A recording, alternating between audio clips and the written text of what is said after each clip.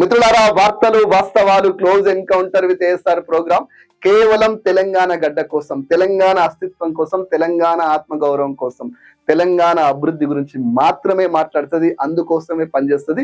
దీన్ని ఎవడు ఆపాలన్నా ఆగదు. ఎవడు ఎన్ని కుట్రలు చేసినా ఇది కొనసాగుతూనే ఉంటది. మిత్రులారా, ఇకపోతే వార్తలు వాస్తవాలు తీసుకుంటే, అభివృద్ధి అంటే రంగుల గోడలు కాదు, అభివృద్ధి చెందడం అంటే అద్దాల మేడలు, రంగుల గోడలు కాదు అని చెప్పేసి ఎవడో మంచి స్క్రిప్ట్ రైట్ రాసిచ్చిండు రేవంత్ రెడ్డి. బాగా చెప్తాడు.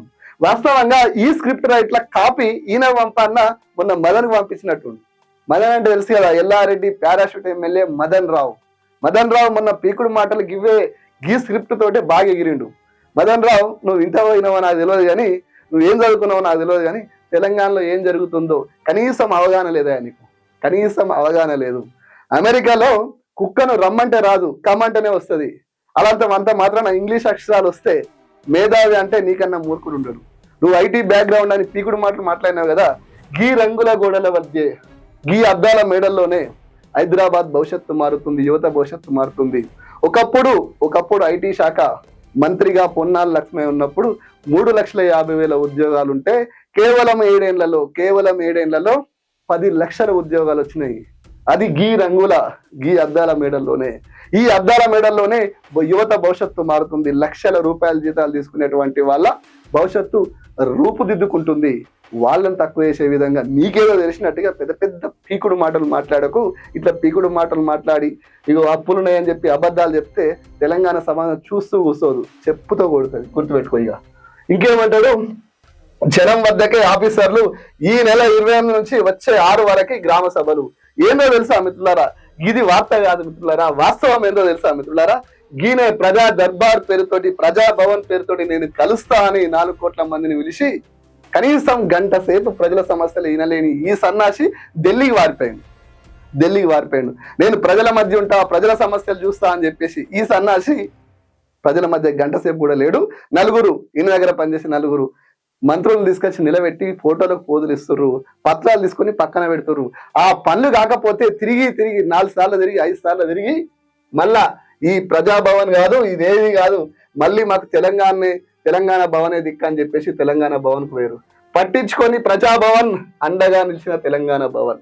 మిత్రులారా, 4 రోజులు డ్రామాలు ఆడి 4 రోజులు వాడెవడో సోషల్ మీడియా ఏదో చేసినాడు కదా, వాడేదో చెప్పిన మాటలు నమ్మి ఆగమవుతారు. వాస్తవంగా ఇలాంటి పరిస్థితే పునరావృతం అవుతుంది. గుర్తుపెట్టుకోండి మిత్రులారా, గుర్తుపెట్టుకోండి. ఇంకేమంటాడు, ఇంతటి భూ విధ్వంసం ఎన్నడూ చూడలే. కేసీఆర్ సొంత ప్రయోజనాల కోసమే చట్టాలు మార్చారు Kodandaram. Sorry to say Kodandaram sir గారు, సారీ టు సే. దాదాపు నేను మీతోటి 10 సంవత్సరాలు కలిసి పనిచేసిన. ఈ 2-3 ఏళ్ళు దూరంగా ఉన్నా కానీ, 4 ఏళ్ళు దూరంగా ఉన్నా కానీ నేను చూసినాక నిజంగా సిగ్గైతుంది. తెలంగాణ గురించి మాట్లాడే నైతికత నీకున్నదా? నేను స్ట్రైట్ గా అడుగుతున్నా. సారీ టు సే కోదండరాం గారు. నిజంగా నా కళ్ళ ముందు బిడ్డలు పెట్రోల్ పోసుకొని చచ్చిపోతుంటే, తగలబడుతుంటే, రైలుకి ఎగబడి గుద్దుకొని చచ్చిపోతుంటే, వాళ్ళ ప్రాణాలు త్యాగం చేస్తుంటే కనీసం నీ ఉద్యోగానికి రాజీనామా చేసినవా అని నేను సూటిగా అడుగుతున్నా కోదండరాం గారు. నీ ఉద్యోగానికి రాజీనామా చేయకుండా తెలంగాణ వచ్చినాక ఉద్యోగం చేసి జీతం తీసుకున్నటువంటి నువ్వు నిజంగా తెలంగాణ గురించి మాట్లాడే నైతికత నీకుంటుందా? ఒక్కసారి ఆలోచించండి కోదండరాం గారు, ఒక్కసారి ఆలోచించండి. నిన్ను కొడుతుంటే పోలీసులు నీ గొంతు విసుకుతారేమో, ఇంకేదైనా విసుకుతారేమో అని భయపడి నీకోసం 4 దెబ్బలు తిన్నా కదా. గందుకు అడుగుతున్నా కోదండరాం గారు, ఆనాడు మాటలు యాద్ చేస్తున్నా. నిన్ను భద్రాది రామునితో పోల్చిన ఆనాడు నువ్వు భద్రాది రాముని కాదు కోదండరాం గారు. ఇక నువ్వెంత అదమునివో ఒక్కసారి ఆలోచించండి. కాంగ్రెస్ కోవట్టుగా పనిచేసి తెలంగాణకు ద్రోహం చేసే కుట్ర చేసినావు. ఆ జానారెడ్డి కేసీఆర్ గారి చలువ వల్ల ఎక్కడో 1,15,00,000 సంఘాలలో నువ్వు ఒక్కనివై ఉంటే నిన్ను జేఏసీ చైర్మన్ గా చేసింది కేసీఆర్ గారు. అది మర్చిపోయి కేసీఆర్ని అంటే అన్నం పెట్టిన చెయ్యిని కాటేసే విషనాగుగా మారినవు కోదండరాం గారు. ఖచ్చితంగా భవిష్యత్తులో ఇంకా ఖచ్చితంగా మీకు మీ చరిత్ర మీకే అర్థమైనట్టు చెప్తా. కొద్దిగా ఓపిక పట్టండి కోదండరాం సార్ గారు. 100 కుటుంబాలకు ఒక కౌంటర్, చాటింపు వేసే దరఖాస్తుల స్వీకరణ, గ్రామ సభల నిర్వహణ తీరు. ఏం లేదు, మసి బూసి మారడికాయ చేయడం తప్ప, ఇవన్నీ ఉట్టి సొల్లు కబుర్లు తప్ప ఏముండదు. 6 గ్యారంటీలకు రేషన్ కార్డే ఆధారం. ఏం ఆధారం? దానికి ఆధారం లేదు, దీనికి అయిన ఆధారం అట. తెలంగాణలో ఏం జరుగుతుందో కూడా ఆయన తెలియదు, కానీ మంత్రి అయింది కాబట్టి స్టేట్మెంట్ ఇస్తుండు. దీన్ని నమ్మి మోసపోకూరి. 6 గ్యారెంటీలు వీళ్ళ తాతతోటి కూడా కాదు, వాళ్ళ తాతతోటి కాదు. ఐఎన్టీసీని గెలిపిస్తేనే కొత్త గనులు. ఐఎన్టీసీ సంజీవయ్య గురించి తర్వాత మాట్లాడతా. ఆ సంఘటన గురించి ఒక రోజు చెప్తా, ఖచ్చితంగా పెద్ద ఎత్తున ఉంటది. ఏమంటాడు రాష్ట్రంలో, ఏమంటాడు కొత్త గనులట, ఉన్న గనులు కాపాడుకుంటే మీరు పుణ్యాత్ములయా? ఉన్న గనులు లేవు, ఏం గనులు లేవు. ఇంకేమంటాడు పవర్ లేని వాళ్లకు పవర్ పాయింట్ ప్రజెంటేషన్ ఎందుకని. ఎవడు వీడు, ఎవడి రండాగాడు, ఎవడి లుచ్చాగాడు, ఎవడి లోఫర్ గాడు తెలంగాణకు వీనికి ఏం సంబంధం? కనీసం వెలుగు పేపర్ కన్నా సిగ్గుండాలి కదా. తెలంగాణ చెమట చుక్కలతో జరిగిన అభివృద్ధి గురించి వీడు అవహేళన వేస్తుంటే సిగ్గు లేకుండా వెలుగు పేపర్ ప్రింట్ వేసుకున్నది గొప్పగా. సిగ్గుండాలి వెలుగు పేపర్ సిగ్గుండాలి. ఇలాంటి లోఫర్ గాని లుచ్చా గాని ప్రొజెక్ట్ చేయడానికి. ఎవడు వీడు? తెలంగాణకి ఏం సంబంధం? తెలంగాణ బిడ్డలు చచ్చిపోయినప్పుడు వచ్చిందా? తెలంగాణ కోసం కొట్లాడినప్పుడు వచ్చిందా? చంద్రబాబు అండ్ పవన్ కళ్యాణ్ భజన చేసే లుచ్చాగాడు నీకు ఇలా కాంగ్రెస్ పార్టీకి సంబంధించిన కడవ కప్పుకోగానే నీకు గొప్పోడవుతాడా? సిగ్గుండాలే వెలుగు పేపర్కి. ఇంకేమంటాడు రాష్ట్రంలో 10 ఏళ్లలో 75,000 మంది మృతి. ఏంటంట రోడ్డు ప్రమాదాలపై రిటైర్డ్ ఐఏఎస్ ఆకునూరు మురళి గారు చదువుకున్న మూర్ఖుడు. ఈ మూర్ఖుడు తెలంగాణలో రోడ్లు బాగలేవని చెప్పేసి మాట్లాడే ప్రయత్నం చేస్తుండు. ఈ ఆకునూరు మురళి కాంగ్రెస్ కోవట్టుకు నేను చెప్తున్నా సూటిగా, పక్కనే ఉన్న కర్ణాటకకు పో, పక్కనే ఉన్న ఆంధ్రప్రదేశ్కు పో, ఆడ రోడ్లను ఈడ రోడ్లను చూసి తెలంగాణ రోడ్లను చూసి మాట్లాడవా, జనంలో నీకు విలువ ఉంటది. నువ్వు తెలంగాణను ఎంత భ్రష్టు పట్టించే ప్రయత్నం చేసినావో తర్వాత చెప్తా, అన్ని చెప్తా, అట్లా ఓపిక పట్టేది ఏం లేదు. ఇకపోతే ఒక్కసారి తెలంగాణ అసలు తెలంగాణ ఏందో ఈ పేపర్ చూడండి. తెలంగాణను బలిపెట్టద్దు, మాపై కక్ష ఉంటే తీర్చుకోండి, రాష్ట్ర ప్రతిష్టను దిగజార్చకండి, దేశానికి ప్రగతి దీవిటిగా మార్చడం, ఆ దీప్తిని మసగబారనివ్వద్దు అని చెప్పేసి ఒక వీరుడు, ఒక యోధుడు మాట్లాడుతున్న మాటలు, తెలంగాణ కోసం కొట్లాడుతున్న వాటిలు, తెలంగాణ కోసం అవసరం వచ్చినాడు పదవుల్ని, సెంట్రల్ మినిస్టర్ పదవుల్ని తృణప్రాయంగా గడ్డి పోచలేక పారేసినటువంటి వీరుల మాటకి ఇది. ఒక్కసారినండి మిత్రులారా, ఒక్కసారి గిది కదా తెలంగాణ సమాజంలో ఏం జరుగుతుందో వాస్తవం ఏందో తెలవాలి కదా. 6 లక్షల కోట్ల రూపాయలు, 6,71,000 కోట్ల రూపాయలు అప్పని చెప్పేసి అబద్ధాలు చెప్తే అన్ని పేపర్లు బ్రేకింగ్లు హెడ్డింగ్లు పెట్టినాయి. మరి వాళ్ళకి కనీసం ఆలోచన ఉండదా?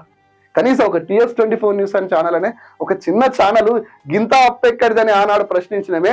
మరి ఎంతో సబ్జెక్ట్ ఉన్నటువంటి, ఎంతో మంది ఉద్యోగులు ఉన్నటువంటి, 100,000 కోట్ల ట్రాన్సాక్షన్ నడుస్తున్న పేపర్లు, ఛానళ్లు ఎందుకు ఆలోచించలే? వాళ్ళు అసెంబ్లీలో అబద్ధాలు చెప్తుంటే కనీసం ఖండించలేకపోయినాయి. గింత అబద్ధం ఎట్లా చెప్తారా, అసెంబ్లీలో ఎట్లా చెప్తారా అని ఒక్క పేపర్ అడిగిన పాపాన పోలే. మిత్రులారా చూడండి, మాపై కక్ష ఉంటే తీర్చుకోండి, రాష్ట్ర ప్రతిష్టను దిగజార్చకండి, దమ్ముంటే నన్ను చంపుకో, నా రాష్ట్రం జోలికి రాకయా అని ఈ రాష్ట్రం కోసం కొట్లాడి బిడ్డ మాట్లాడతారు. ఈ రాష్ట్రం కోసం ప్రాణాలు పనంగా పెట్టే బిడ్డ మాట్లాడతారు. లోఫర్ గాళ్ళు మాట్లాడరు. అందుకనే ఇట్లాంటి బిడ్డల్ని దూరం చేసుకొని తెలంగాణ ఎంత అన్యాయమైందో ఒక్కసారి భవిష్యత్తులో మీకు అర్థమవుతుంది. ఈ పదేళ్లలో 1 కాదు 2 కాదు మిత్రులారా, నేను ఒక 100 చూపిస్తా. 100 చూపిస్తా. అసలు తెలంగాణలో ఏం జరిగింది, ఏం అభివృద్ధి అంటే ఏంది, అసలు తెలంగాణలో ఏం జరిగిందో 100 చూపిస్తా మిత్రులారా. అప్పుల పేరుతో అబండాలు, FRBM అప్పులు 3,89,000 కోట్లు, పాత రుణాలు 72,000 కోట్ల రూపాయలు. మిత్రులారా మీకు సింపుల్ గా అర్థమయ్యేటట్టు చెప్తా మిత్రులారా. గతంలో ఉన్న రుణాలు 72,000 కోట్లు అయితే తెలంగాణ ప్రభుత్వం వచ్చినాక ఈ 10 ఏళ్లలో చేసిన అప్పు ఎంత తెలుసా మిత్రులారా? కేవలం 3,17,000 కోట్లు. కానీ కాంగ్రెస్ పార్టీ ఇచ్చిన హామీలు ఎగ్గొట్టడం కోసం, తెలంగాణ ఖజానా ఖాళీ అయిందని, తెలంగాణ దివాలా తీసిందని, తెలంగాణ తలను ఢిల్లీలో, దేశంలో ఎక్కడ తలెత్తకుండా చేసినటువంటి ఈ ఉన్మాదుల్ని, ఈ లోఫర్ గాలని, ఈ లుచ్చాగాలని, ఈ క్యాబినెట్ ను మొత్తం కామెంట్ చేస్తున్నారు. నా మీద కేసు పెట్టండి, జైలు వేయండి.